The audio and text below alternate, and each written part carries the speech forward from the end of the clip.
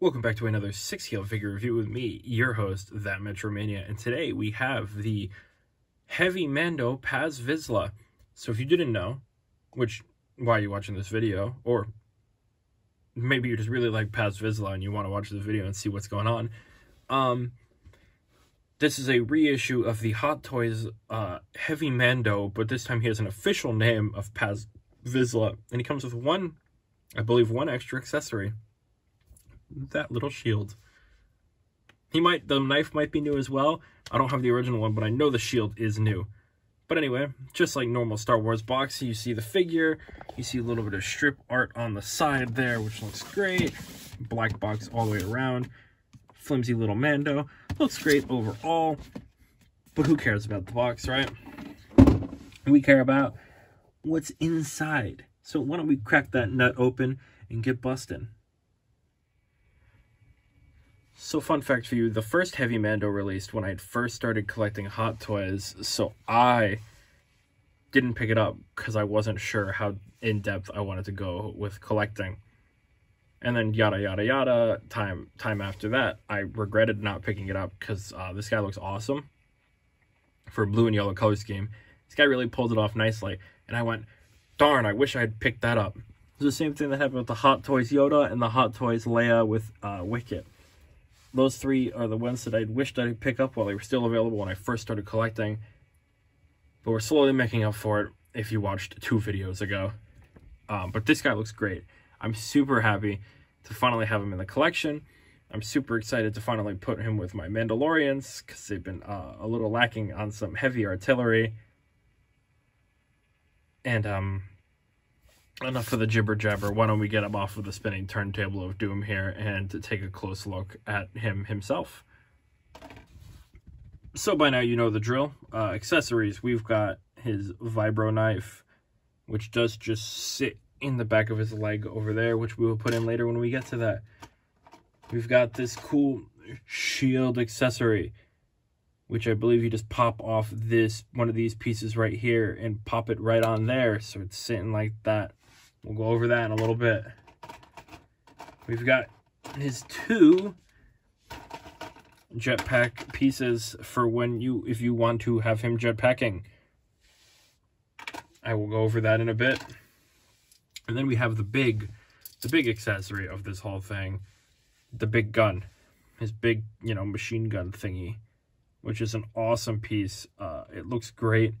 And if you pick up the IG-12 with Grogu Deluxe Pack, it does come with one of these, but overheated.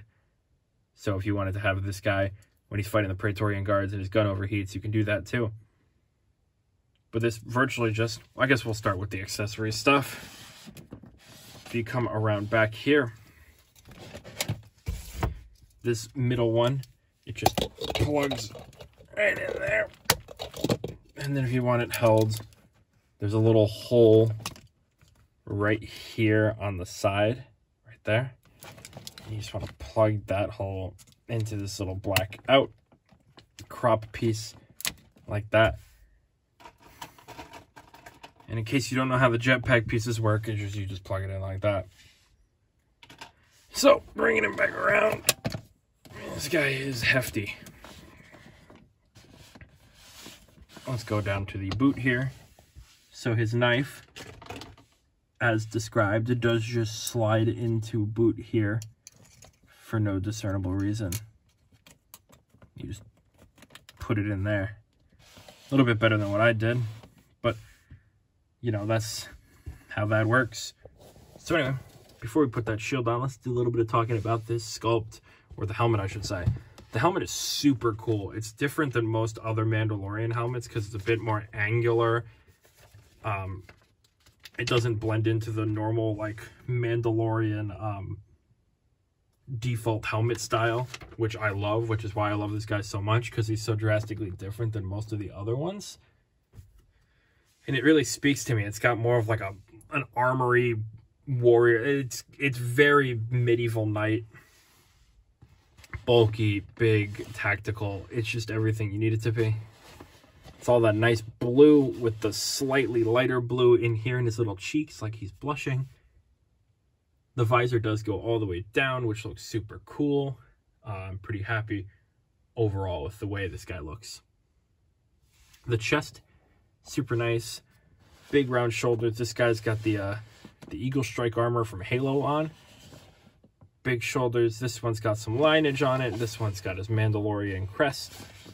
The chest is nice. You can see it's got that Mandalorian, the piece in the middle here, like all the other ones do, but that one's just more plastered on the piece of armor as opposed to not.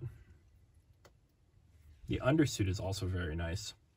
A little bit more restricting because it's like a flight suit, like Season 1 Mando.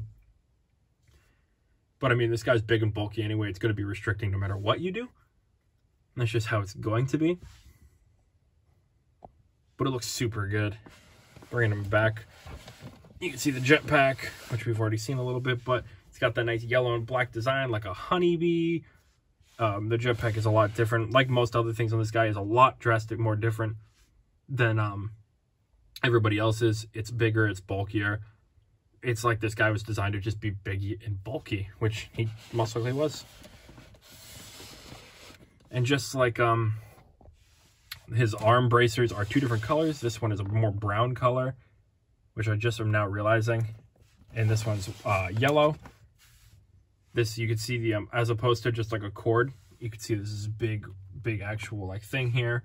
That leads to the flamethrower here, which leads then to me talking about the piece. So this piece is supposed to pop off. You take your shield here, and you, if you can get to it, you just pop it right. It's not gonna go back on, but you pop it on right there. Let's just say that. I'm bad at what I do. But yeah, you can see the flamethrower piece here. Looks super cool. Shocked he doesn't come with some sort of flame effect. It's a missed opportunity, but one I'm not too worried about because I don't usually post them with the flame effects. The belt is nice. It's big. It's got a little bit of fabric underneath it, just in case, so he can hide his fat because he's feeling a little chunky. The armor here is a little weird. It's like a garage door slid down. Not quite sure how that design was the one that was finalized. Kind of like the Batman Returns armor piece, ab armor as opposed to being ab armor. It's like the lines, which looks a lot better. But yeah, the ammo pouches are all sculpted pieces, which is always nice. That one is darker than the other ones. Same with the other one on the other side. This guy does not want to stand up because of his, you know, the armor weight. Thigh pads look super cool. Not going to talk too much about that. Weathering is really nice. The this little flap here, I feel like you shouldn't have this here, since there's a jetpack here, and it is just gonna, oh no, you know, it seems like a weird choice. Unless it's flame retardant. I said retardant. Knee pads, one is yellow, one is yellow. Slightly different design on both, however. As you can see here, this one flares out on the side, and this one kind of just wraps around. And then for the finish, we have one blue leg and one yellow leg, which leads to 2 shoes, which are pretty much the same. All in all, heavy Mando here. Our Paz Vizsla is heavy and bulking and imposing, and I want to see him next to the other Mandalorians. So let's break out some Mandalorians. So I did do a bit of Mandalorian segregation here. I kept the Vizsla clan a little bit separate than the Night Owls, and I put Boba Fett here as well. I thought it would be a little rude to leave Boba Fett out of this, since he is, you know, at the end of the day, Mandalorian. Not by blood, but, you know, by association. But it just, I mean, technically by blood, right? Because Jango Fett was a Mandalorian. Whatever. You know what I'm saying. Shut up. But I mean, look at the highlight here, man. This is nice. It's not as good as, you know, having a whole lineup of clones or something. I'm not talking about him. But having a bunch of Mandalorians does look good. It makes me wish that I'd picked up Axe Woves and no, I don't want the Death Watch Mando or the Super Commando. I just want more of these guys. I want more like Mandalorian show Mandalorians. I think that would be much nicer to have in a group here. just those random Mandos even that they'd showed off and they decided not to release. Those would be super cool. But I'm happy with the Mandalorian action we do have here. I think it looks really good. Season 2 Mando, thank you for looking super good. And I'm happy overall. Let's move on and see how well Big Man over here articulates. So I did take the gun off so it doesn't get in the way of his life-ending 360 degrees. Up that far and down that far. Arm goes up more than you'd think it would. Goes up about as much as you think it would. It goes back as much as you think it would. And it's a nice 90. Absolutely no crunch on this guy. Don't know why you would expect it. Decent spread. Not too big, not too much. Leg barely moves up. Leg barely moves back. And a 90 degree at the knee. And some free-range ankle articulation. But again, like I said with Wrecker, I mean, I don't know what you would expect from the heavy, brutish guy. He should just be the big, imposing, brutish guy. So anyway, let's let him be the big, imposing, brutish guy.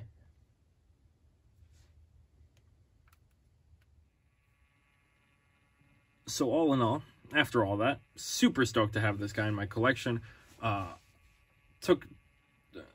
It took its time to finally find its way to my collection, but here it is. I'm glad that I can finally make up for the mistake that I originally made.